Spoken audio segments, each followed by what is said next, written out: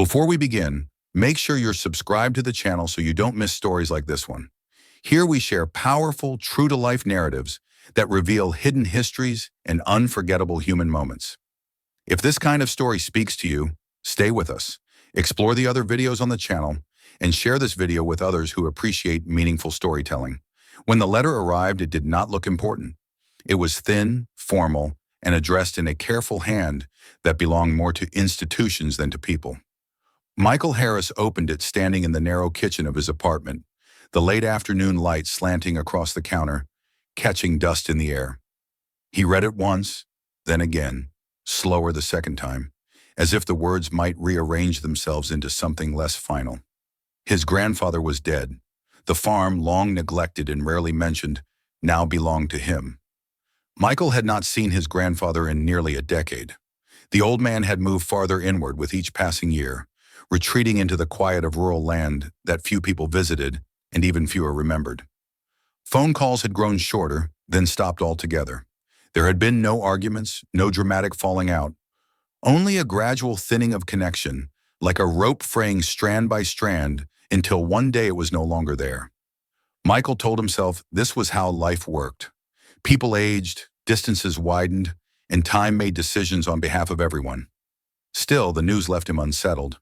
He packed a small bag that evening, not out of urgency, but out of a vague sense that delay would make the journey heavier. The farm lay several states away, deep in a stretch of countryside shaped by long winters and slow summers.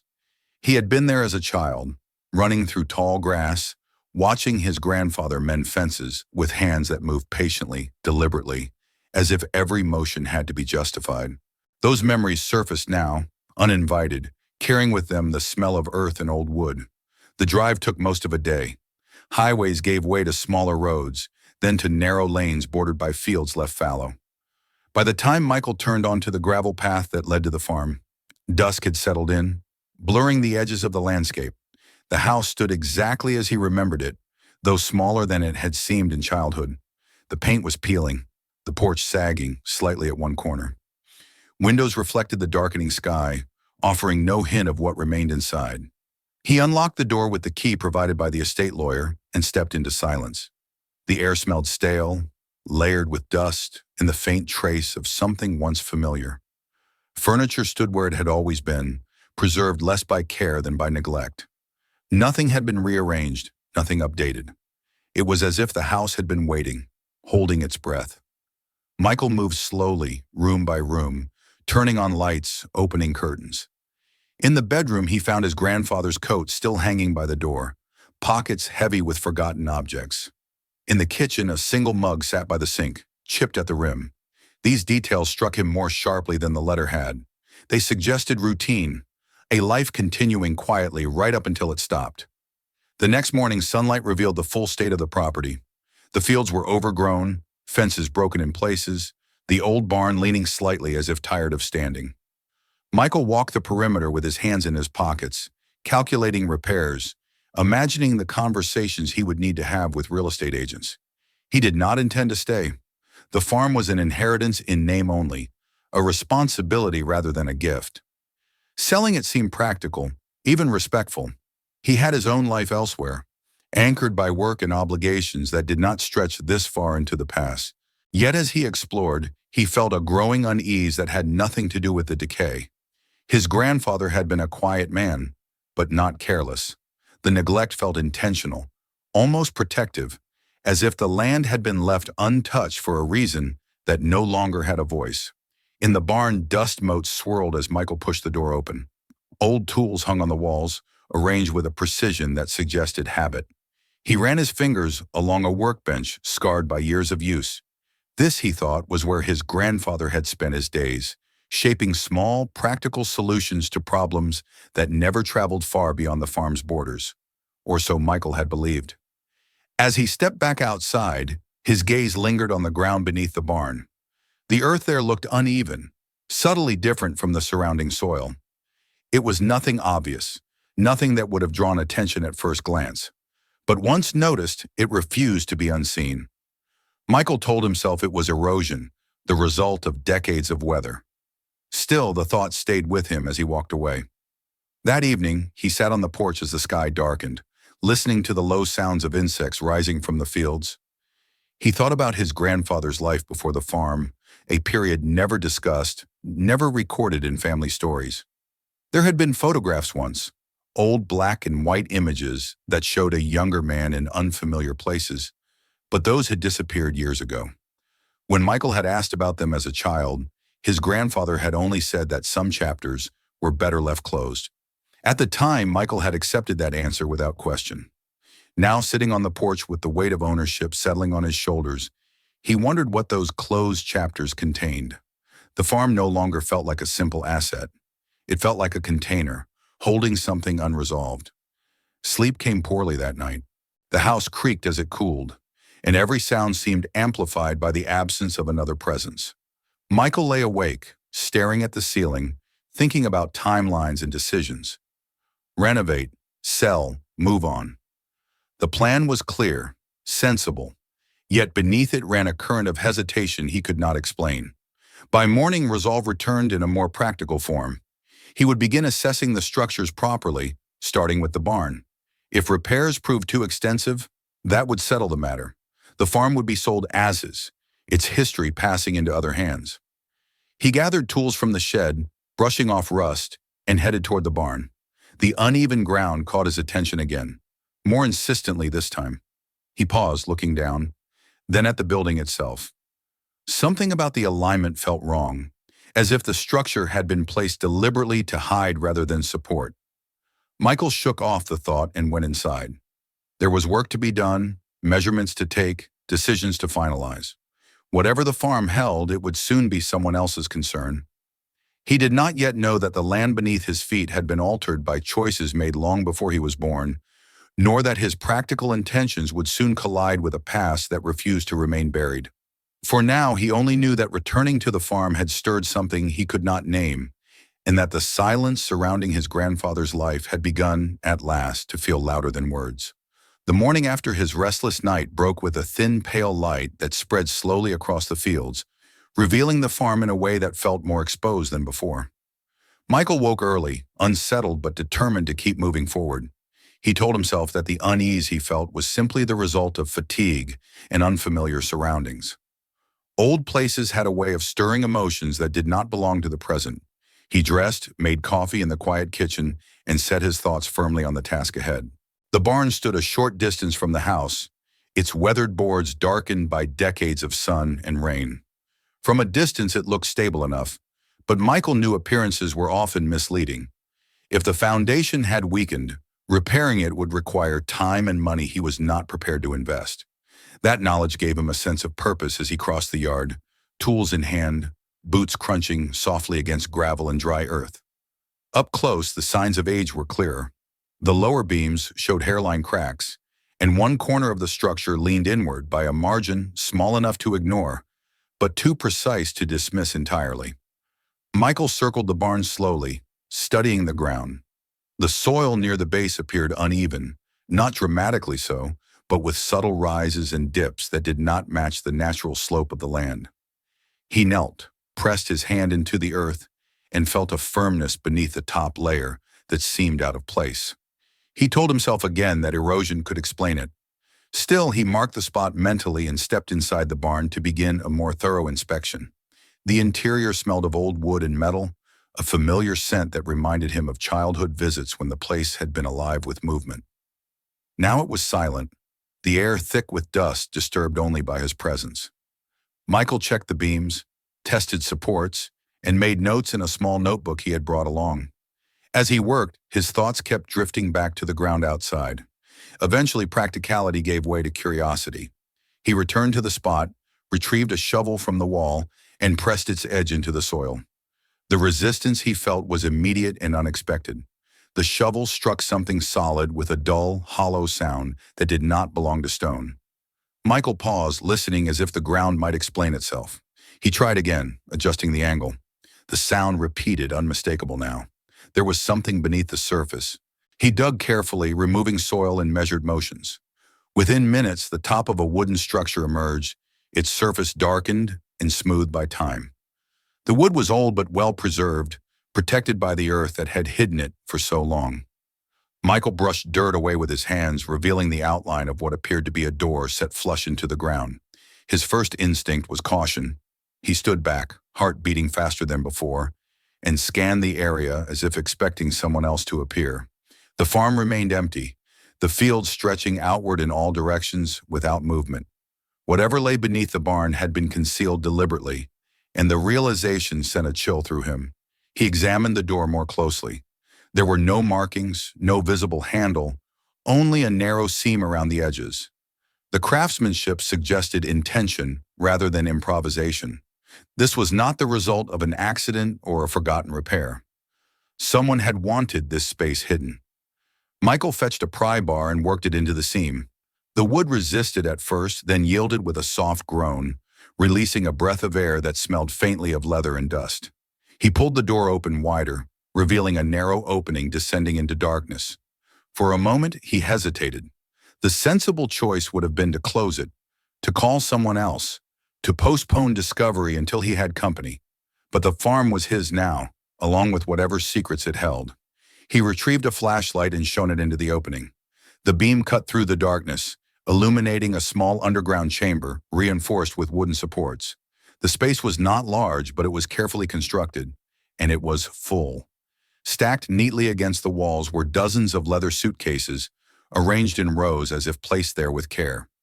Their surfaces were coated in thick dust, but the shapes were unmistakable. Michael climbed down slowly, his boots landing on packed earth. He moved among the suitcases, touching one, then another. The leather was dry but intact, the handles stiff with age. Some bore faint traces of initials pressed into the surface, others small metal tags dulled by time. All of them were closed. Confusion gave way to disbelief. He counted quickly, then more carefully. There were far more than a single person would reasonably own. The uniformity of their placement suggested storage rather than abandonment. This was not a forgotten collection. It was a hoard. Questions crowded his mind. Why here? Why under the barn? Why had his grandfather never spoken of this?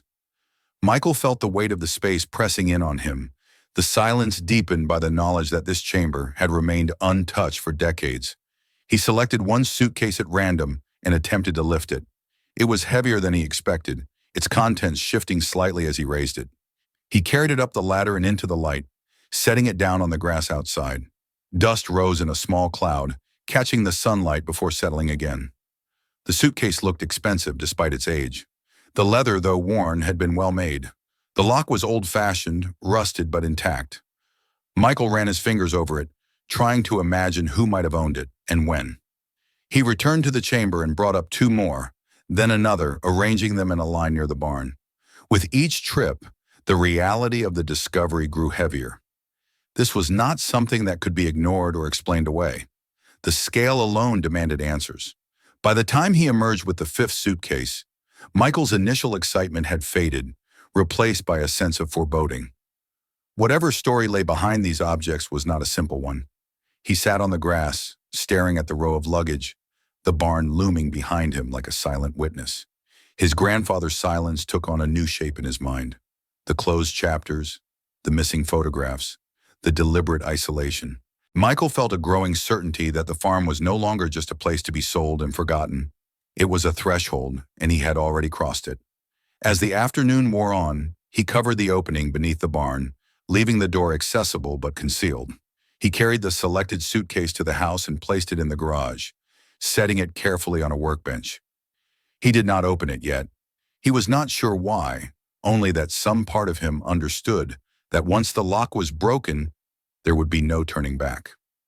That evening, the farm felt different. The land seemed charged with an awareness it had not possessed the day before.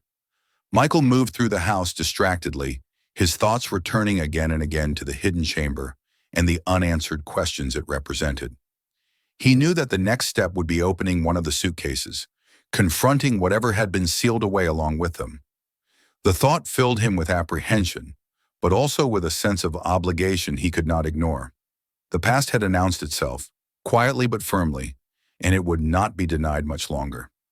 As night fell, Michael stood in the garage looking at the suitcase resting under the bare light bulb. He had inherited more than land and buildings. He had inherited a mystery buried beneath them, one that had waited patiently for someone willing, or simply unable, to leave it untouched. Morning arrived slowly, as if reluctant to disturb what had been set in motion the night before. Michael had slept little. The suitcase in the garage seemed to occupy his thoughts even when he closed his eyes, its presence pressing against his awareness like a question waiting to be answered. By dawn, the decision had already been made, though he had not consciously formed it. There was no version of the day in which he left the suitcase unopened and returned to an ordinary routine. He made coffee and drank it standing by the kitchen window, watching mist lift from the fields. The farm looked peaceful in the early light, almost deceptively so.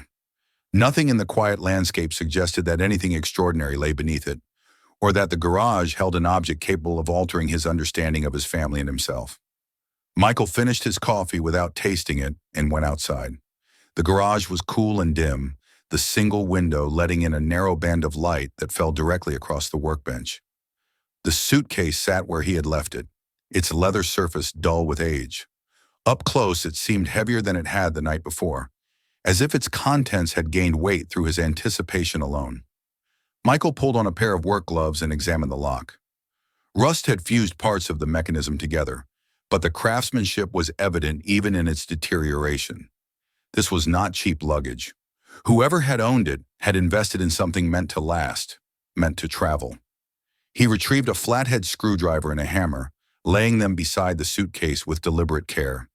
His hands hesitated briefly over the tools. He felt an irrational urge to apologize, though he could not have said to whom. Then practicality took over. He wedged the screwdriver into the narrow gap near the latch and applied pressure. The metal resisted, groaning softly as if protesting the intrusion. Michael adjusted his grip and pushed harder, bracing the suitcase against the bench. The lock shuddered but held. He struck the screwdriver gently with the hammer, then again, increasing the force in measured increments. The sound echoed in the garage, sharp and final, each strike carrying a sense of irreversibility. With a sudden snap, the latch gave way. The sound was louder than he expected, echoing off the concrete floor and walls. Michael froze, heart racing, as if someone might have heard. When nothing followed, he reached forward and lifted the lid. At first, he did not fully register what he was seeing. The contents were neatly arranged, folded with care. Fabric lay atop fabric, separated by thin layers of yellowed paper. He noticed stripes, muted by time, but unmistakable in pattern. Beneath them were smaller items, shoes worn thin, their size immediately apparent. There were also envelopes, photographs, and personal effects wrapped carefully and placed as if they mattered. Michael felt his breath catch. The garage seemed to recede, the edges of his vision narrowing as understanding dawned. These were not random belongings. They were remnants of lives interrupted, gathered and stored not for use, but for reasons far heavier. He reached for one of the photographs with trembling fingers. The image was faded, the faces blurred by age, but the expressions were clear enough.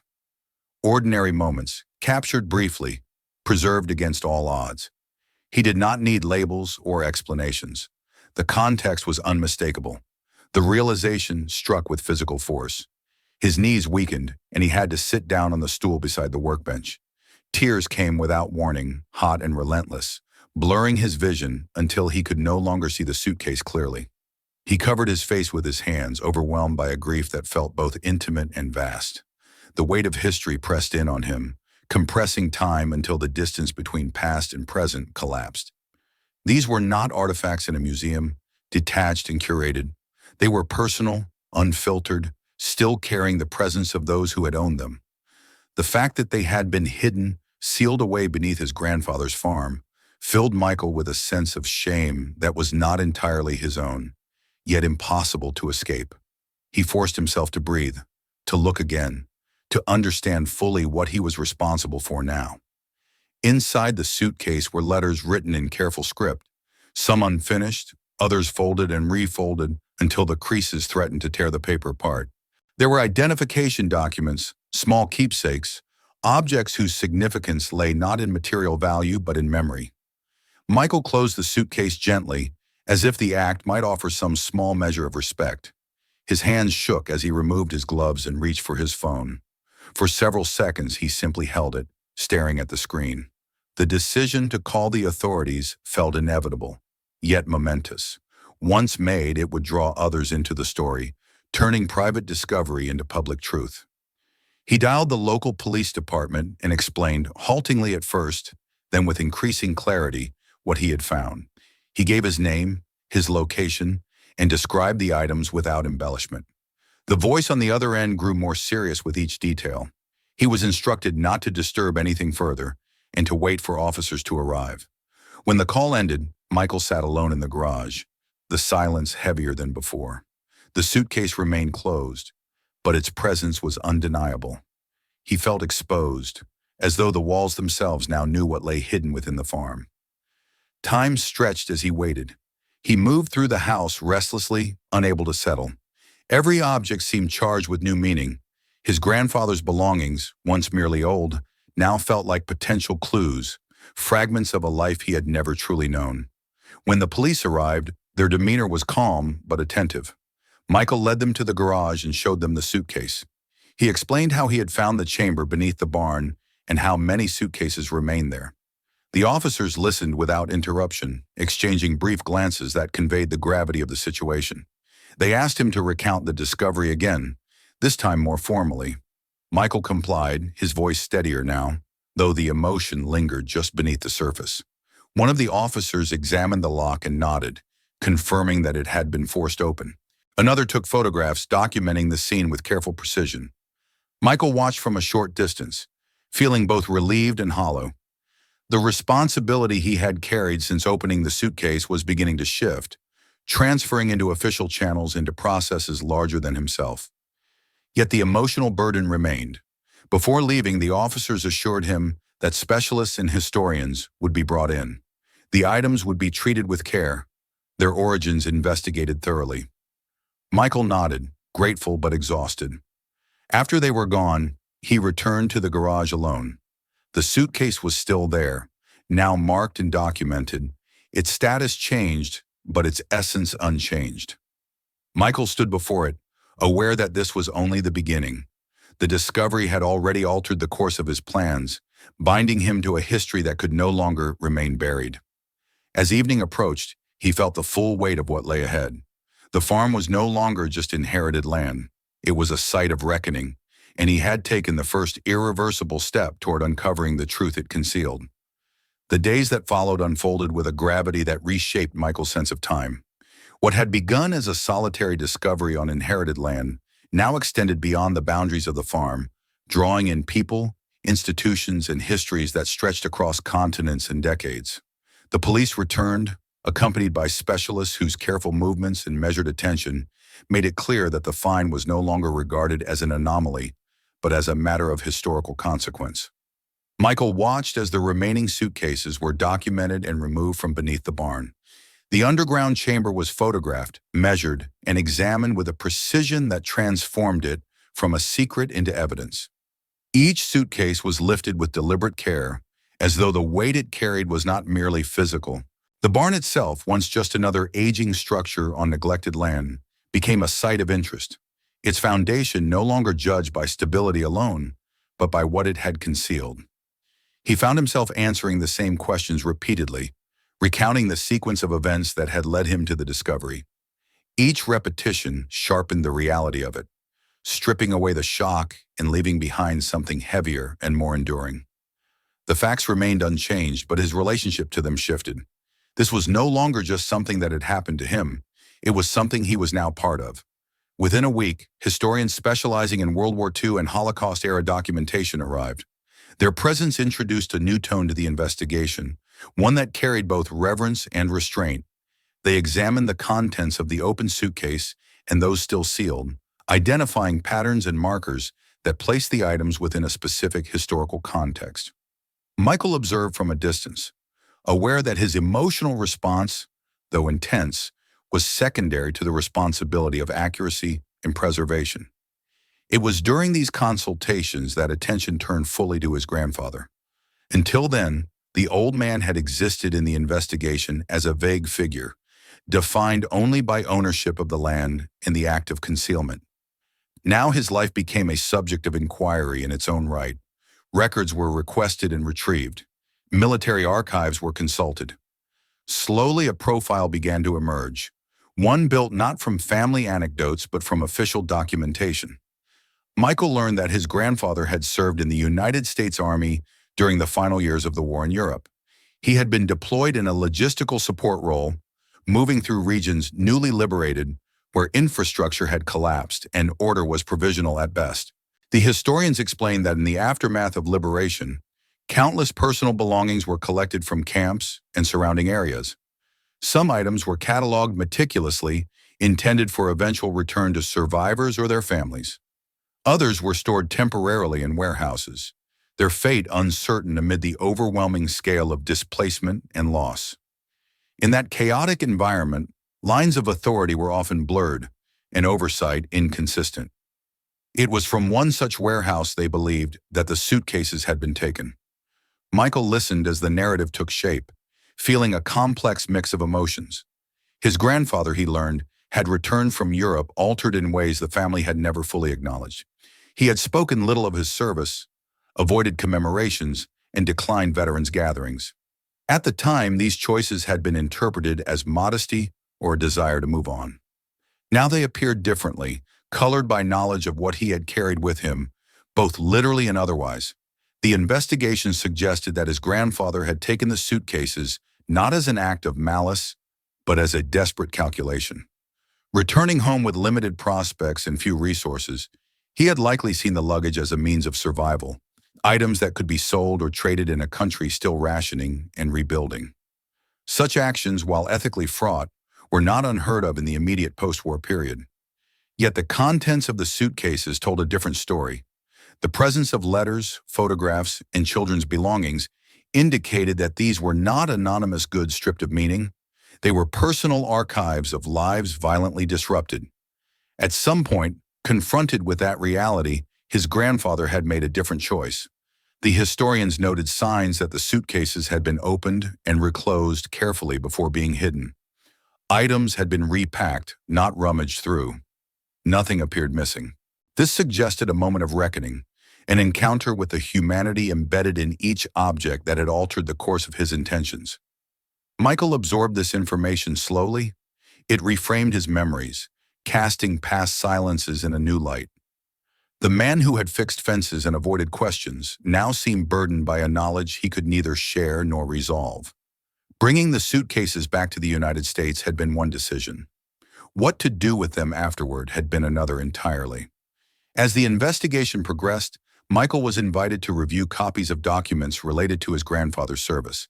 Dates, locations, and unit movements traced a path through post-war Europe that overlapped with known storage sites for recovered personal property.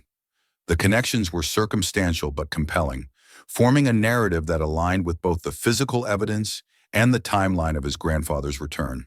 What struck Michael most was not the legality of the act, which the authorities treated with measured understanding given the historical context, but the moral isolation it implied.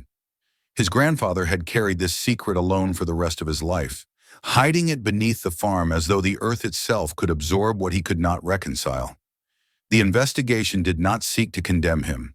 Its purpose was to understand, to trace provenance, and to determine the appropriate next steps for the items recovered.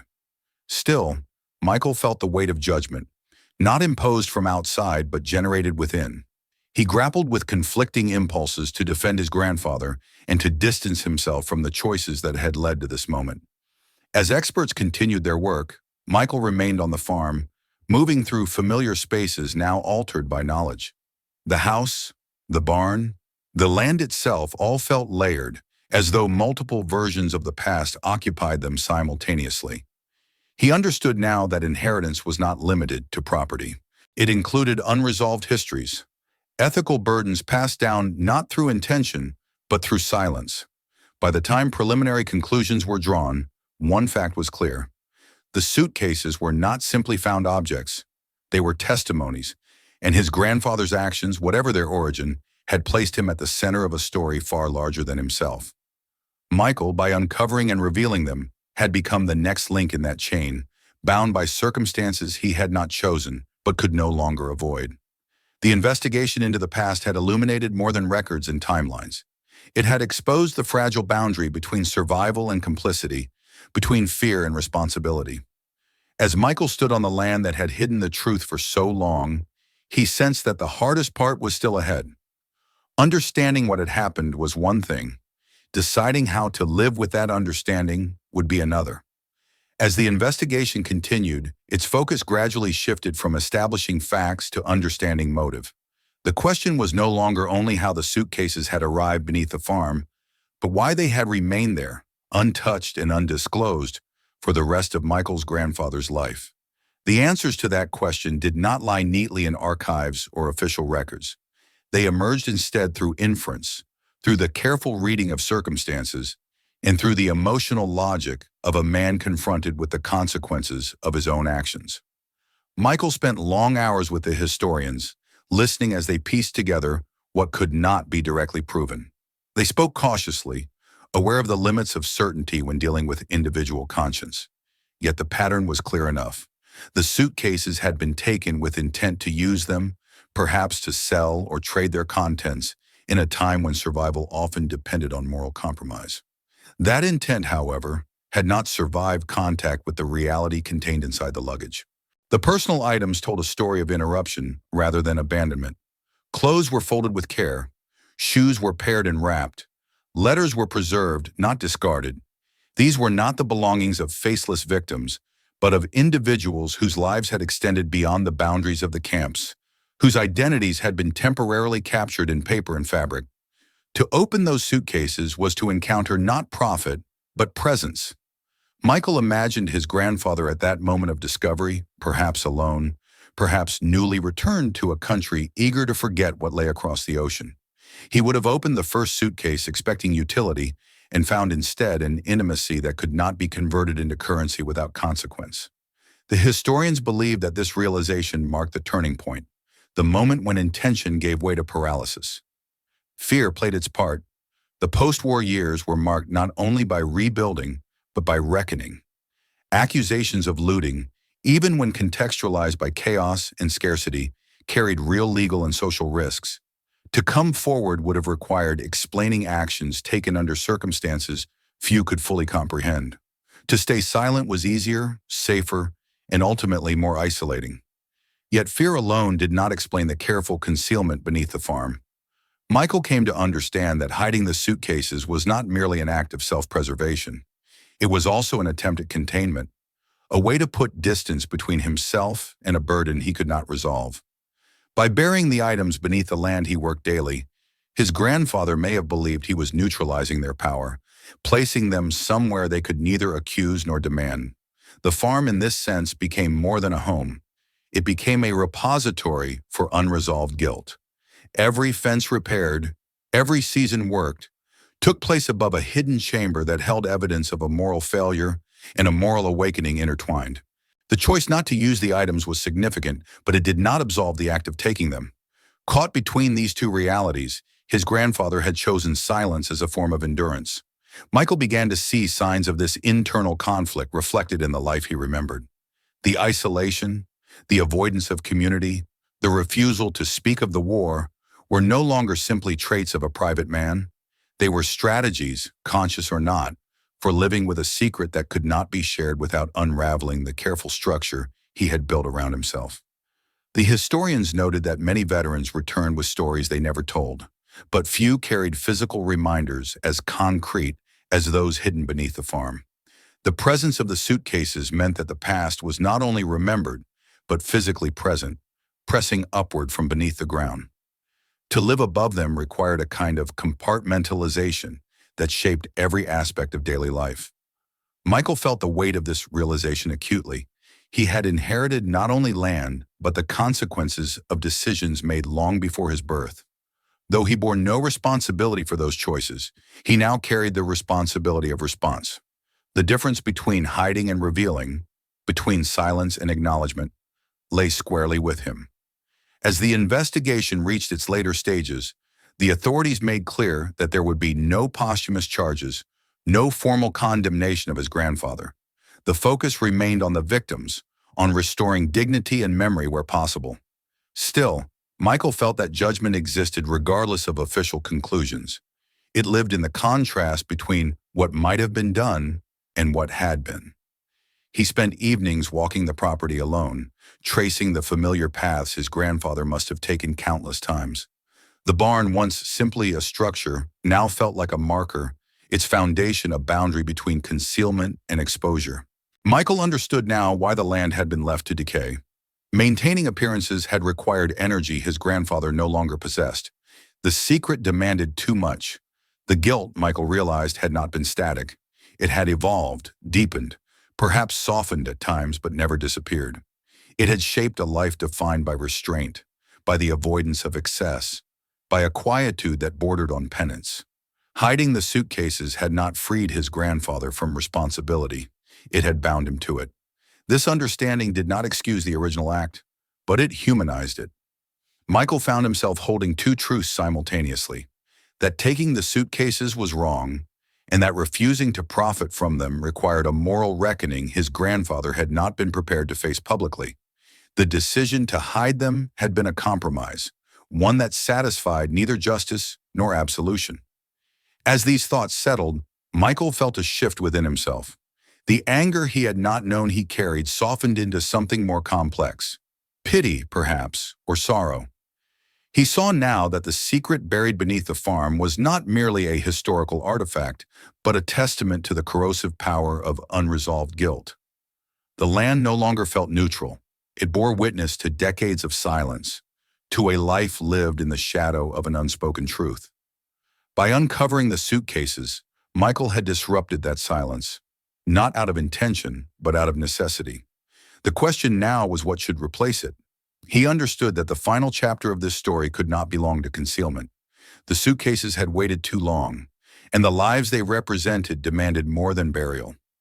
As Michael stood beneath the wide sky, the weight of the past pressing but no longer hidden, he sensed that the act of revealing was not a betrayal of his grandfather, but a completion of a moral journey left unfinished.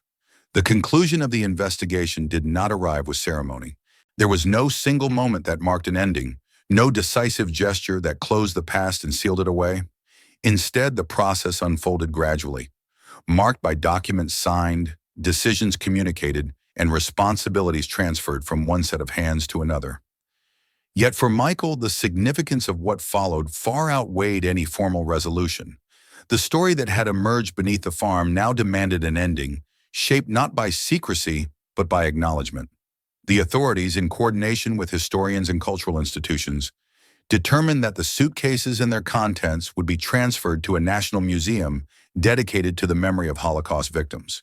There, the items would be preserved, studied, and, where possible, connected to surviving family members or incorporated into broader historical records. The goal was not merely storage, but restoration of names, of stories, of individual presence within a history too often reduced to numbers. Michael was present on the day the final suitcase was removed from the farm. He stood at a distance as professionals carefully loaded each piece into climate-controlled containers, documenting every step. The underground chamber beneath the barn was left empty at last, its purpose fulfilled, its silence broken. Watching the process, Michael felt a mixture of relief and grief. The land was lighter now, yet the absence it revealed carried its own weight. In the weeks that followed, Michael was invited to visit the museum once the initial cataloging was complete. He hesitated before accepting. Part of him feared that seeing the items again, now removed from their hidden context, would reopen emotions he had only begun to understand. But another part recognized that his role in this story was not finished. Bearing witness was not a burden he could pass on entirely. The museum was quiet when he arrived, its halls designed to encourage reflection rather than spectacle. A curator greeted him and explained the process underway. Each suitcase had been assigned a reference number. Contents were being photographed, translated, and cross-referenced with international archives. Where names appeared, efforts were being made to trace them, to determine whether any relatives might still be alive. Michael was shown one of the suitcases he had carried out of the barn himself. Seeing it under controlled light, carefully opened and displayed, altered his perception. Removed from secrecy, the items no longer felt accusatory. They felt declarative. They stated, simply and irrevocably, that these lives had existed, that they had mattered. He learned that some of the letters contained return addresses, fragments of homes that no longer stood. Photographs were being examined by specialists who could identify regional details invisible to untrained eyes. Even the shoes, worn thin by use, offered information about age, movement, and daily life. Each object contributed to a mosaic of human experience, interrupted but not erased. As Michael moved through the exhibits, he felt a sense of continuity rather than closure. The past was not being put away. It was being carried forward, transformed from hidden burden into shared memory. This distinction mattered. It was the difference between containment and commemoration. The museum staff spoke to him not as the heir of a man who had concealed these items, but as the person who had revealed them. They thanked him, not with excessive praise, but with quiet recognition of the moral clarity his actions had provided. Michael accepted this gratitude cautiously. He knew that uncovering the truth had not been an act of heroism so much as a refusal to turn away once the truth had made itself known. In time, the farm was sold. Michael ensured that the new owners were informed of the land's history, not in exhaustive detail, but with honesty about what had been found and why it mattered. The barn remained standing, its foundation repaired, its hidden chamber sealed permanently, not as a secret but as a resolved chapter. The land could now serve a future unburdened by concealment. Michael returned to his life elsewhere, but he did not return unchanged. The experience had reshaped his understanding of inheritance, responsibility, and moral agency. He had learned that history did not remain confined to books or distant places. It lived in families, in land, in objects passed down or hidden away. It surfaced when least expected, demanding response rather than explanation. Occasionally, he received updates from the museum. A name identified, a letter translated, a distant relative located. These messages reminded him that the process of restoration was ongoing, that the impact of revealing the suitcases extended far beyond the moment of discovery. Each recovered detail was a small act of defiance against forgetting. Michael thought often of his grandfather, not with absolution, but with clarity. He understood now that the man had lived a life shaped by an unresolved moral crossroads. The decision to hide the suitcases had been both a failure and an acknowledgement, an attempt to escape judgment while remaining bound to it. By bringing the items into the open, Michael had not erased that complexity. He had completed it. In doing so, he had chosen a different path. Where silence had once prevailed, he had allowed testimony. Where fear had dictated concealment, he had embraced accountability. These choices did not undo the past, but they altered its trajectory, ensuring that the final legacy of the suitcases was not secrecy, but remembrance. Years later, when Michael visited the museum again, he saw a small plaque beside one of the displays. It described the discovery in plain terms, without embellishment. It did not name his grandfather, nor did it focus on the act of concealment. Instead, it centered the lives represented by the objects, their interruption, and the effort to restore their presence in history. Standing there, Michael felt a quiet sense of resolution. The past had not been buried again. It had been given space, context, and voice. The suitcases, once hidden beneath a farm, had become vessels of memory rather than weight. And in that transformation, a long-held silence had finally given way to meaning. If this story moved you, surprised you, or made you think, don't forget to support the channel. Subscribe so you don't miss the next story, and check out the other videos on the channel for more powerful and unforgettable narratives. New stories are coming soon, and you won't want to miss them. If you know someone who would enjoy this video, share it with them and help these stories reach even more people.